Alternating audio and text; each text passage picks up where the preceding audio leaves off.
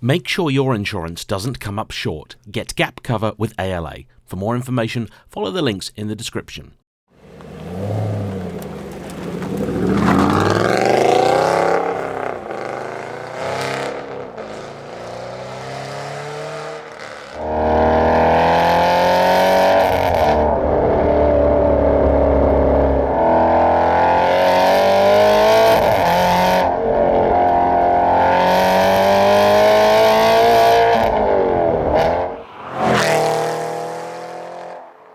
Hello everybody, just the other day I drove a 4.1 litre converted Porsche Cayman 987, for which the owner had paid £30,000 to give his engine another 60 horsepower.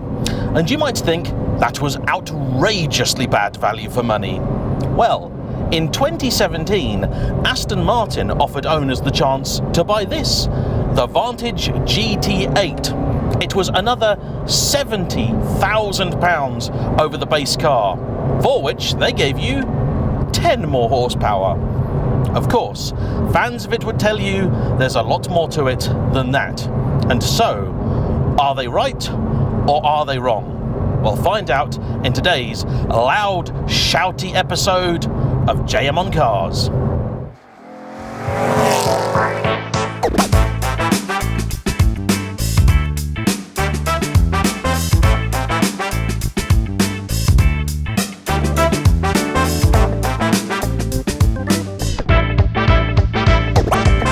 Hey, just before we get started with today's video, not a piece from a sponsor, instead a piece from me.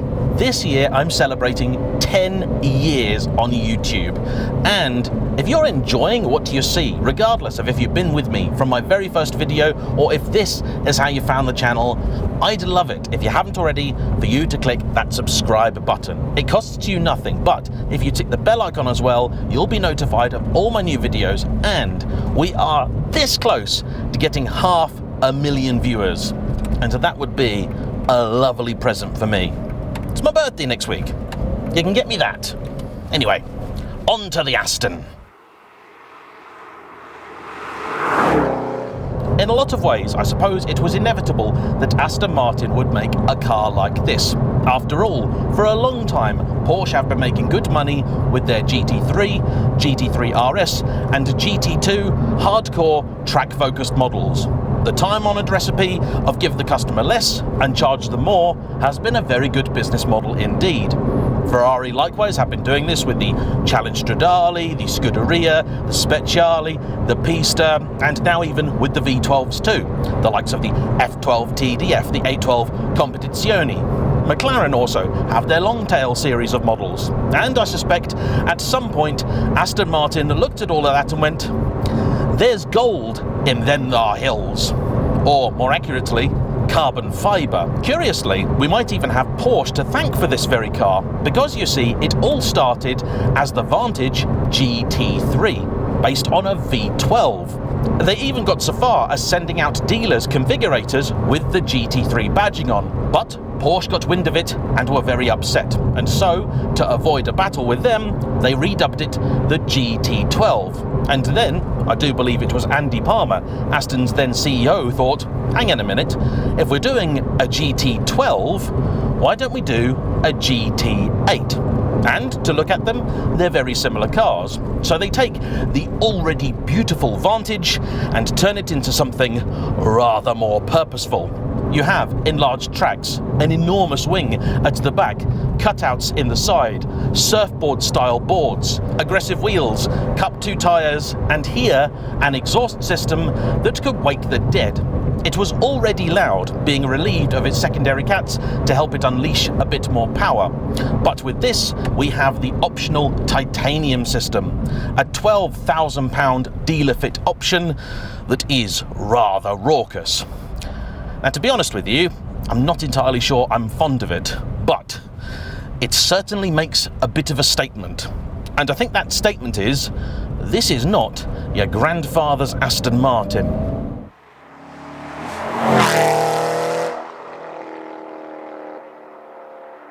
The GT12 was a very expensive affair indeed, and limited to just 100 examples. This was a little more modestly priced, at around £160,000. Still, a lot more than the base car, which you could buy for under 100. It was also produced in marginally greater numbers of 150 examples, of which this is number 122. It is finished in a beautiful green, the name of which we're not entirely sure, but I love it. Colour aside then, I think the main option for many to choose was if you wanted the 7-speed SportShift 2 gearbox, as we have here, or the 6-speed manual. I expect for a lot of people the manual is the one they wanted. It's more analog, it's more raw, and today it's the one that collectors tend to prefer. For me though, I think in any track-orientated car, a paddle shift gearbox does make a lot of sense.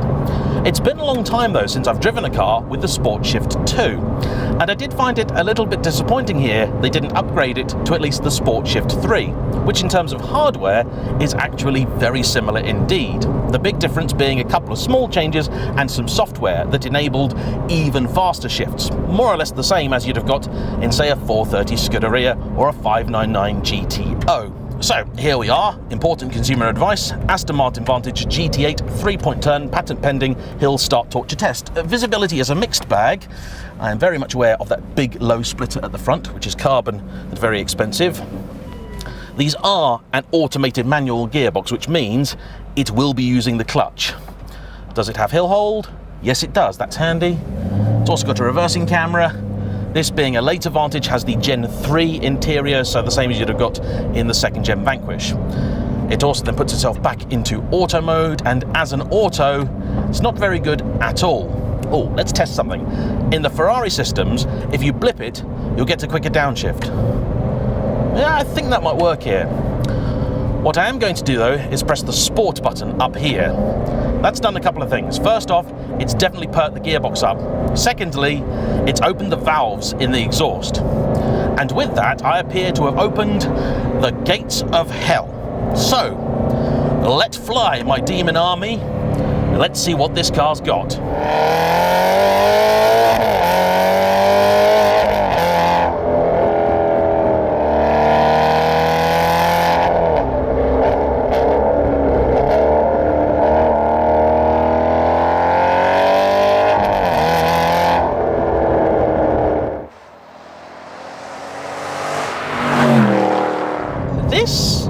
This is not the car I expected.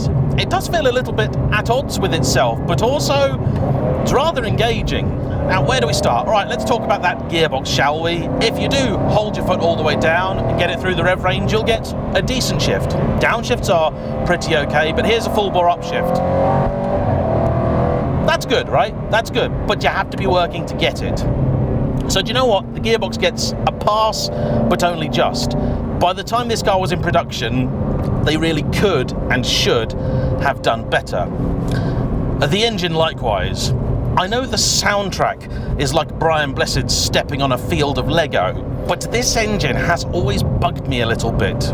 I know people are in love with it, and indeed I quite like it, but it's just a bit ponderous. It just doesn't rev up in the way I'd want it to. In a regular Vantage, it's already a bit irksome. Here, in a GT8, it's getting close to unforgivable, particularly given the cost of this thing. I really do feel they should have done just a little bit more to make it spin a bit more freely, feel more like a sports car engine. Sample the V8 in a Maserati Gran Turismo and you'll see what I mean. That is a more alive, more interactive, more engaging power plant. This really does feel like it's kind of holding the rest of the car back. And the rest of the car is very good.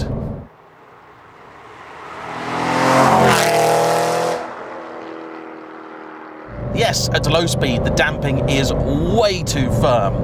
But once you start to get a move on, it does actually all come together and start to make sense. This is a far better road car than I thought it would be. Handy really, because it's also far too loud for the great majority of racetracks here in Britain, much like the 458 Speciale. Track special car, too noisy for track.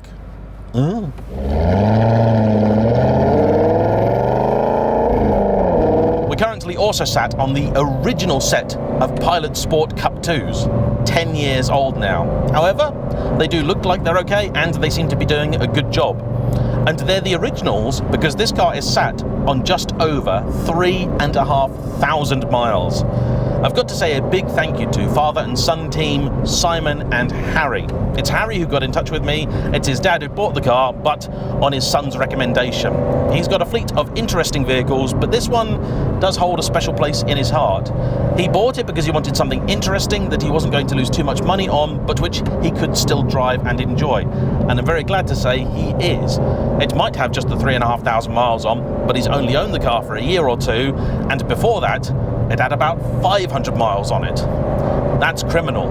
And I will be honest, though I was always cynical about the pricing of this car, when it stood in front of you, it does look that extra £70,000. Much of the interior might be familiar. I do appreciate the bucket seats. This carbon though, this door card here, that's beautiful. That's the biggest difference in the interior compared with the regular car. And I love it so much. I looked at buying a pair for one of my own cars, but unsurprisingly, very expensive indeed. Naturally, being a track special, this is also advertised as being quite a bit lighter than the standard car, by up to 100 kilos. The problem is, the standard car isn't particularly light to start with. So even if you do believe their numbers, and those are with all of the lightweight options spec'd, including Perspex windows, it's still over 1.5 tons. As a track car, that's quite heavy. Brakes are brilliant. The pedal feel is very nice, not actually too firm or too squidgy, easy to modulate, and perhaps one of the best things about this car, Simon says wherever he goes, people love it. You get that with every Aston, but here it's on another level. And that's nice. You try and go out in a 911 GT3 and, well, to be honest, most people will just ignore you. This,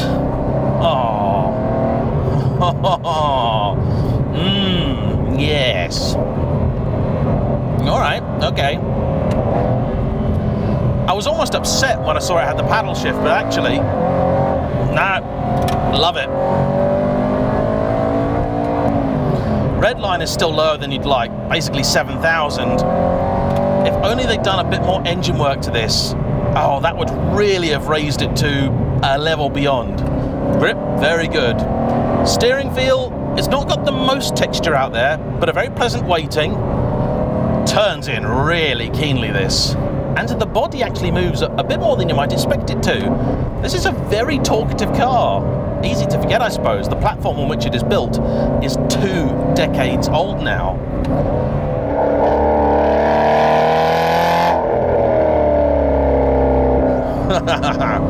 And the other thing too, I guess, the GT12, I'm told, is an absolute animal. This, though, by virtue of having only the 440 horsepower and 367 pounds-feet of torque, and about 500 newton meters, well, you can use all of it more of the time. At every second in this, I'm falling for it a little bit more.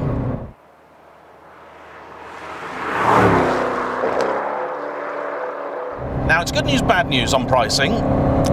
They haven't really depreciated too much. The cheapest I could see out there was about £125,000, the most expensive about 170. So they have lost money compared with their new prices. Generally speaking, modern day Astons haven't turned out to be a particularly good investment. This is one I think that might just buck the trend. The exhaust sounds like we just chucked a box of Cocoa Pops into Mount Doom. It should feel totally out of place in an Aston Martin, yet somehow it doesn't. Yeah, without sport mode engaged, that gearbox is really quite unpleasant. The problem is though, right, I would love to say, yeah, sure, fix it by buying the manual. I really don't like the manual. I'm kind of getting on with this, and you know what it can and can't do. The manual's just not nice. The lever's needlessly heavy, the clutch is hideously indistinct. I don't care what you do to it. I have driven all of them with all of the upgrades, all of the mods, and they're not that nice to use. This is not perfect, but you know what, I think particularly here, it suits the car. And so, there we have it. That is the Aston Martin Vantage GT8. I want to say a big thank you to Simon and Harry for organising today's review, and of course, to you for watching. Don't forget to hit the like button, comment down below, subscribe if you haven't already, and I'll see you for the next one. Bye-bye.